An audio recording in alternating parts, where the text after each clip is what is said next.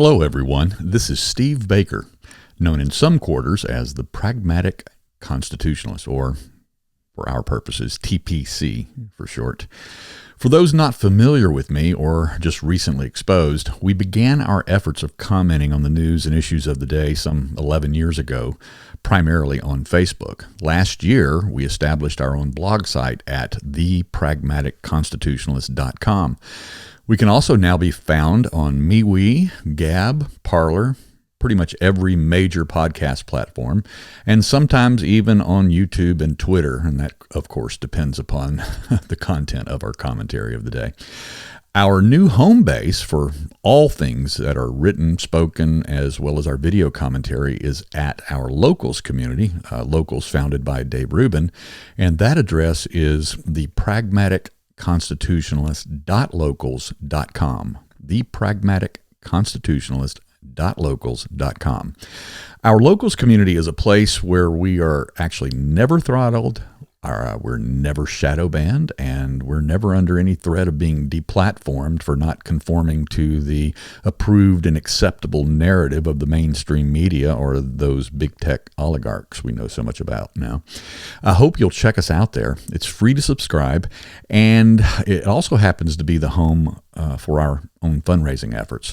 For as little as $5 per month, you not only have full access and participation rights to everything we put out there, including exclusive content only for our supporters, but also as a supporter, you can also publish your own content directly to the TPC Locals community.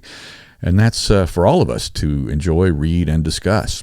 Again, the site address is thepragmaticconstitutionalist.locals.com. Once again, thepragmaticconstitutionalist.locals.com.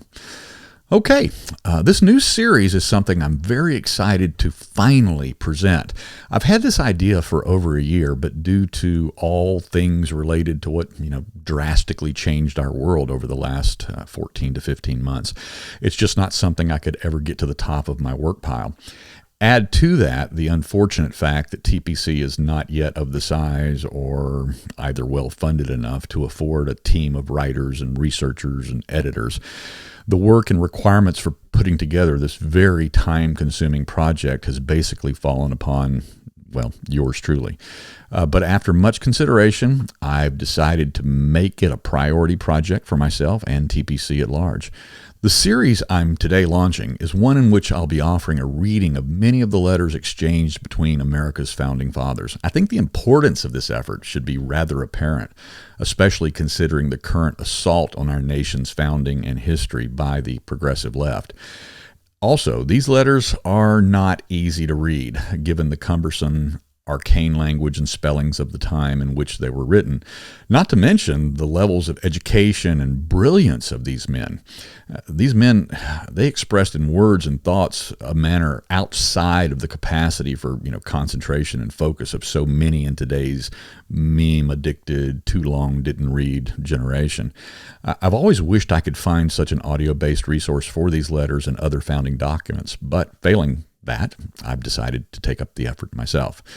The first series, which will take us many weeks and months to complete, will be the reading of the complete series of letters exchanged between John Adams and Thomas Jefferson over the course of almost 50 years of their lives. I'll also endeavor to give some limited context of both the histories and content of each letter so as to help make better sense of each as we move forward. With that long introduction now behind us, here we go. I hope you'll enjoy this series. I hope that you'll stick around for the long haul and that you'll also share it with others. When John Adams and Thomas Jefferson first met in 1775 as delegates of the Continental Congress, Adams was 36 years old and Jefferson only 32. Both were lawyers.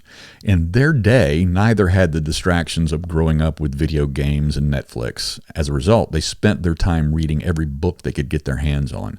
They studied all available world histories. They spoke and read multiple languages.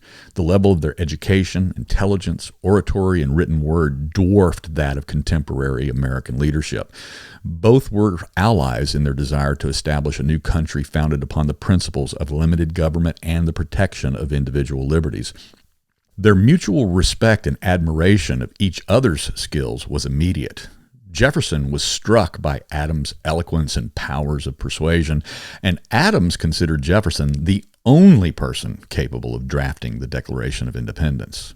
Shortly after the Declaration was published, Jefferson then returned to Virginia as a member of their own House of Delegates, and Adams remained on the national scene.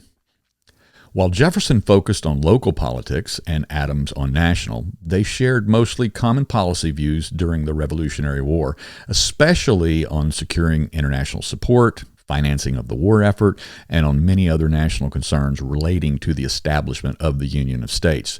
But because of their varying immediate obligations and travels, they exchanged only 6 letters over a period of 7 years, this beginning in 1777.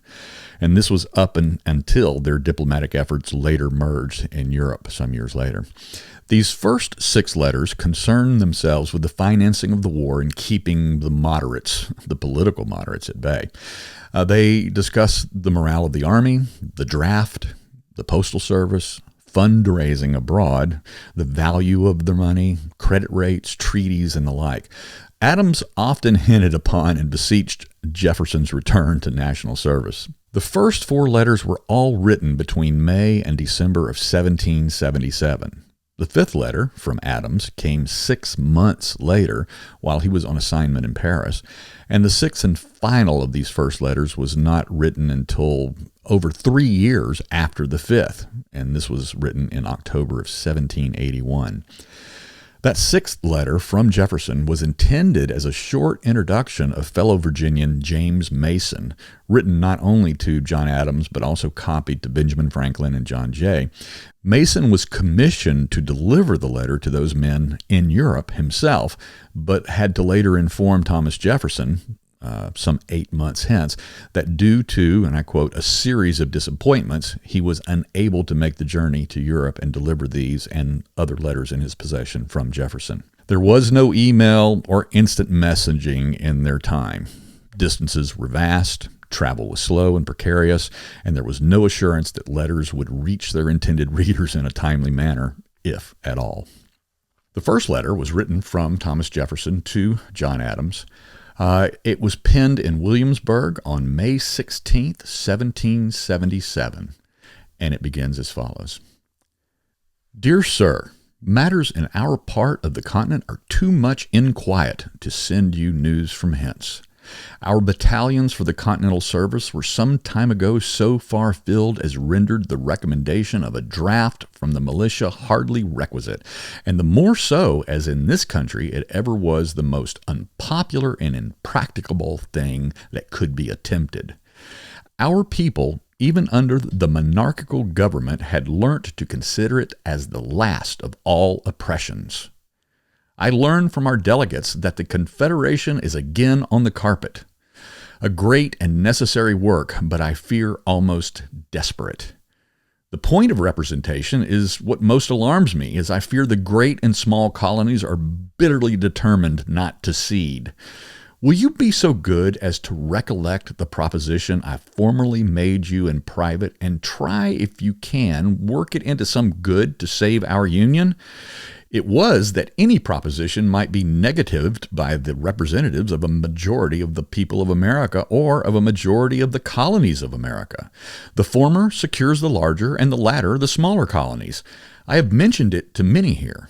The good Whigs, I think, will so far cede their opinions for the sake of the Union, and others we care little for.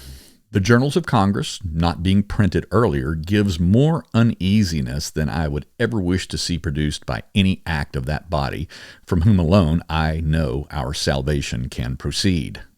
In our assembly, even the best affected think it an indignity to free men to be voted away life and fortune in the dark. Our house, having lately written for a manuscript copy of your journals, not meaning to desire communication of anything ordered to be kept secret. I wish the regulation of the post office, adopted by Congress last September, could be put in practice. It was for the riders to travel night and day, and to go their several stages 3 times a week. The speedy and frequent communication of intelligence is really of great consequence. So many falsehoods have been propagated that nothing now is believed unless coming from Congress or camp.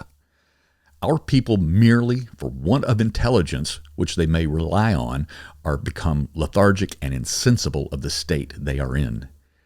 Had you ever a leisure moment, I should ask a letter from you sometime directed to the care of Mr. Dick Fredericksburg. But having nothing to give in return, it would be a tax on your charity as well as your time. The esteem I have for you privately, as well as for your public importance, will always render assurances of your health and happiness agreeable. I am, dear sir, your friend and servant, Thomas Jefferson. Adams' response was immediate. He received this letter in Philadelphia 10 days after it was written by Jefferson, and he began his response on the exact day of the receipt of that letter on May 26th, 1777. This letter is from Adams to Jefferson.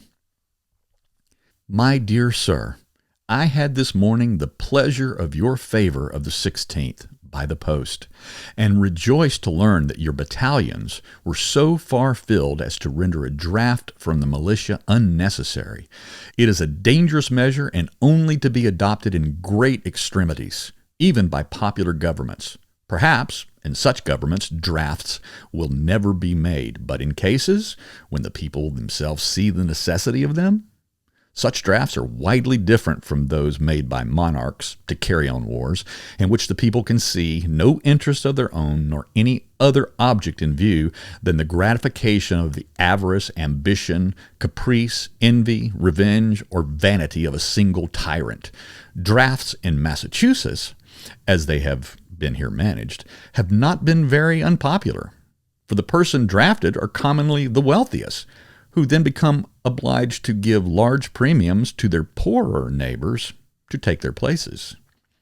The great work of Confederation drags heavily on, but I don't despair of it. The great and small states must be brought as near together as possible, and I am not without hopes that this may be done to the tolerable satisfaction of both.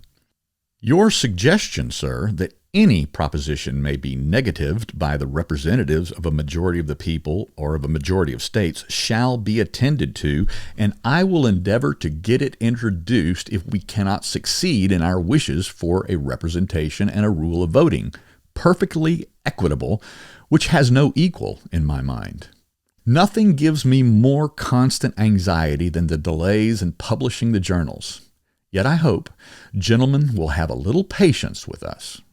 We have had a committee constantly attending to this very thing for a long time, but we have too many irons in the fire, for 20 hands, which is nearly the whole number we have had upon an average since last fall. The committee are now busy every day in correcting proof sheets, so that I hope we shall soon do better.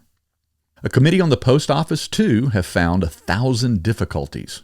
The post is now very regular from the north and south, although it comes but once a week. It is not easy to get faithful riders to go oftener. The expense is very high, and the profits, so dear is everything, and so little correspondence is carried on, except in franked letters, will not support the office. Mr. Hazard is now gone southward in the character of surveyor of the post office, and I hope will have as good success as he lately had eastward, where he had put the office into good order. We have no news from camp, but that the general and army are in good spirits, and begin to feel themselves powerful.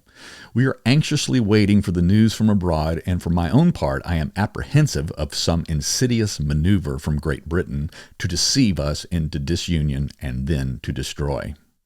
We want your industry and abilities here extremely. Financiers we want more than soldiers. The worst enemy we have now is poverty, real poverty in the shape of exuberant wealth. Pray, come and help us to raise the value of our money and lower the prices of things. Without this, we cannot carry on the war. With it, we can make it a diversion. No poor mortals were ever more perplexed than we have been with 3 misfortunes at once, any one of which would have been alone sufficient to have distressed us. A redundancy of the medium of exchange, a diminution of the quantity at market of the luxuries, the conveniences, and even the necessaries of life, and an increase of the demand for all these occasioned by two large armies in the country. I shall ever esteem it a happiness to hear of your welfare, my dear sir, and a much greater still to see you once more in Congress. Your country is not yet quite secure enough to excuse your retreat to the delights of domestic life. Yet, for the soul of me, when I attend to my own feelings, I cannot blame you. I am, sir, your friend and most obedient servant, John Adams. The follow-up to this letter came on August 21st, 1777, from Jefferson to Adams. Dear Sir, your favor of May 26 came safely to hand.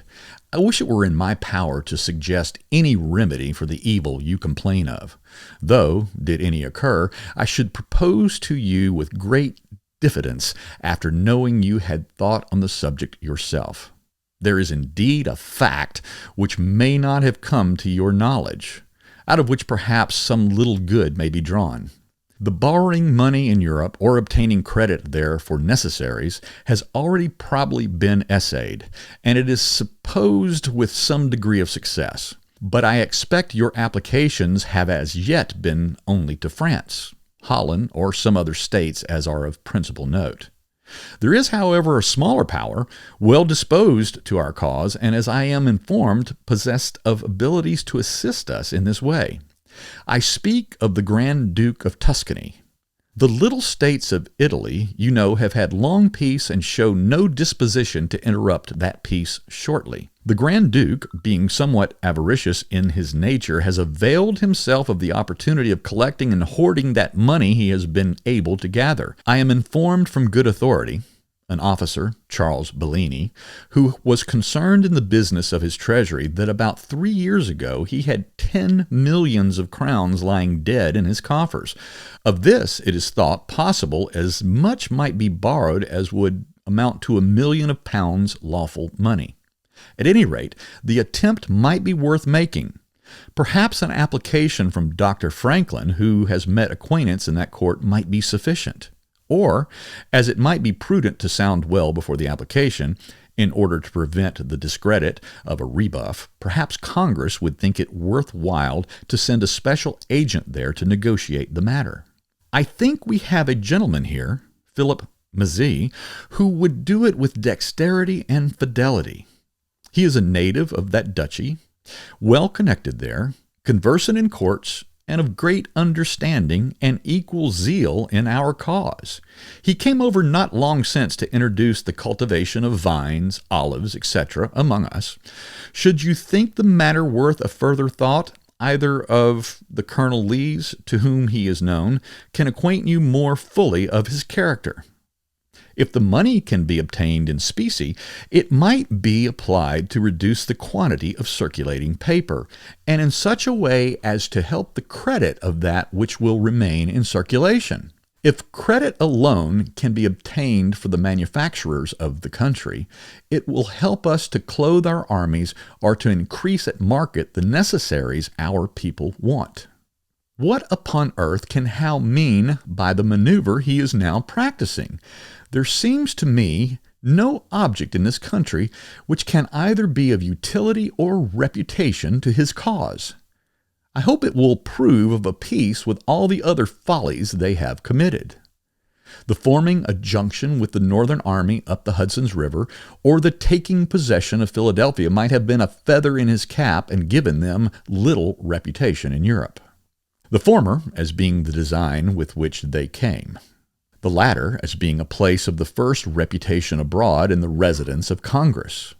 Here he may destroy the little hamlet of Williamsburg, steal a few slaves, and lose half his army among the fens and marshes of our lower country, or by the heats of our climate. I am, dear sir, with greatest esteem, your friend and servant, Thomas Jefferson. That particular letter from Thomas Jefferson was not responded to directly by John Adams. In fact, Jefferson initiated the next correspondence from Williamsburg on December 17th, 1777. Again, from Thomas Jefferson to John Adams.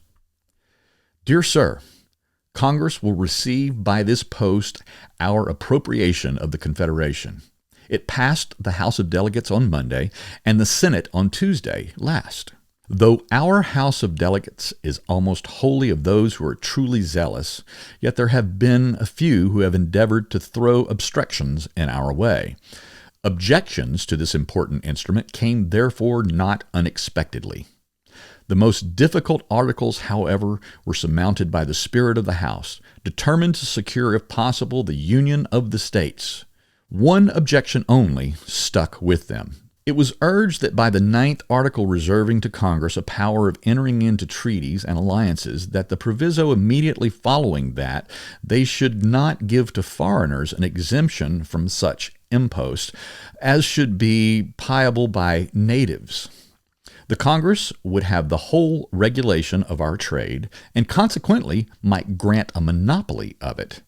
And it was intimated that such a measure had been in contemplation, and might be given away by those states, which have no staple, as the price of commercial privileges to them.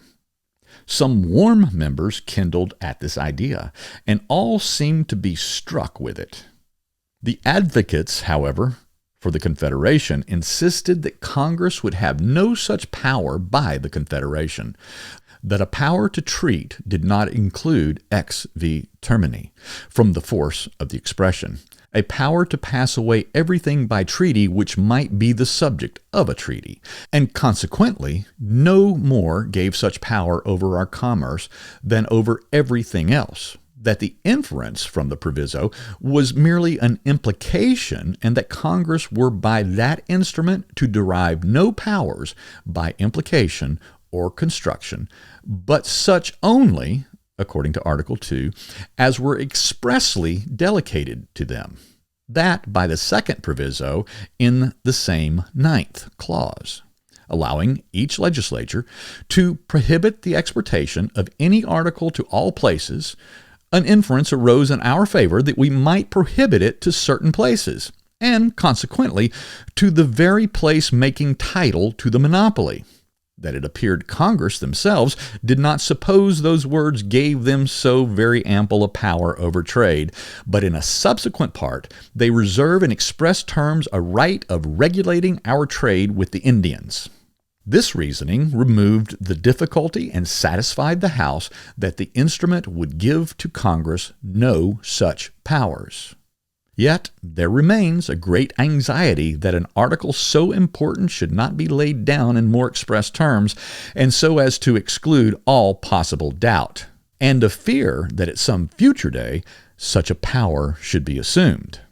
As I am myself of opinion, the instrument gives no such powers.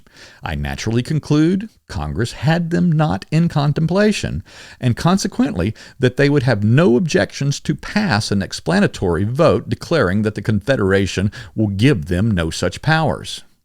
If the confirming in their affections an assembly which have ever witnessed the highest respect for Congress would be an object with them, I know nothing which would produce that effect more powerfully than such vote passed before the final ratification of the instrument.